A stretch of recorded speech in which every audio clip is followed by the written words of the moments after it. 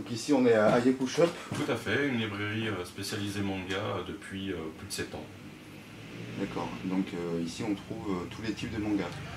Vous trouvez généralement tous les types qui ont été édités depuis à peu près plus de 20 ans, qui sont en cours, que nous essayons de maintenir tant bien que mal par rapport aux éditeurs. Et puis surtout la nouveauté, puisque nous marchons beaucoup à la nouveauté, nous avons 152 nouveautés mensuelles. D'accord, donc c'est shonen, seinen... Alors nous avons du shonen, du seinen, du gekika, du josei, du shoujo, voilà, en fait tous les genres qui font la diversité du genre manga. Et hentai et artbook? On fait du hentai, on fait aussi du yaoi, c'est la petite partie puisqu'il y a très peu d'éditeurs. Après en termes de artbook, ce sont en gros par rapport aux arrivages, et ça ils sont plutôt disparates. D'accord, c'est des artbooks qui sont édités en France.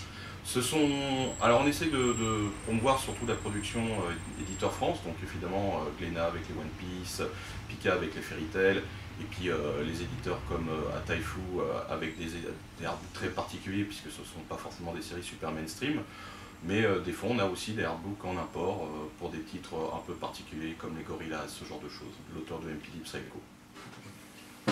Et comment êtes-vous arrivé à ouvrir une librairie manga? Alors, j'en suis au démarrage, ça a débuté dans une librairie qui s'appelait Madoka, qui était dans le 12e arrondissement, qui aujourd'hui est fermé.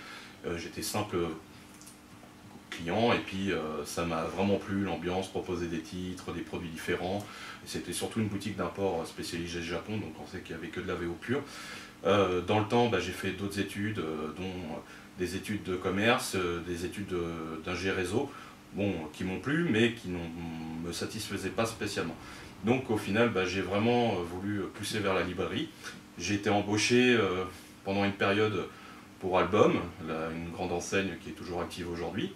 Et dans le temps, j'ai fait de la BD, du comics, et un jour ils ont ouvert Album Manga.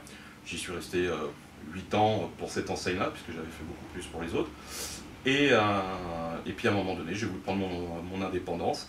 Donc depuis maintenant presque un peu plus de 7 ans, je suis gérant et créateur de la librairie Ayaku Shop. D'accord, et Album Manga fermé. Album Manga a fermé quelques mois après mon départ, et pour le coup j'ai été surpris puisque c'était un peu un magasin pilote pour l'enseigne, mais ça m'a conforté dans l'envie de continuer et surtout de proposer des titres que je connais, que j'aime et que j'espère faire découvrir à plein de gens. D'accord, donc en fait vous êtes venu par là, par passion. Oui, honnêtement oui, c'est vraiment une passion, c'est quelque chose qui prend énormément de ma vie, entre guillemets, puisque je suis aussi animateur d'une émission qui fait des critiques qui s'appelle MangaCast. Donc en dehors de la librairie elle-même où je joue mon rôle de conseiller, de vendeur, je veux dire, c'est aussi, il y a un après, c'est pas juste la boutique et c'est terminé, il y a aussi un peu plus de passion à l'extérieur. D'accord.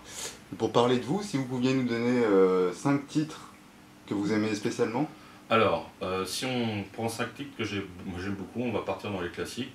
On va prendre City Hunter, qui a été une des premières lectures en VO que j'ai fait, et puis après que j'ai repris en français, j'ai lu... C'est Nicky Larson? Nicky Larson, effectivement, en VF, et après chez Panini Comics. Ensuite, vous avez Akira, qui est tiré d'abord le bouquin et après le film, donc le bouquin de Katsushiro Otomo.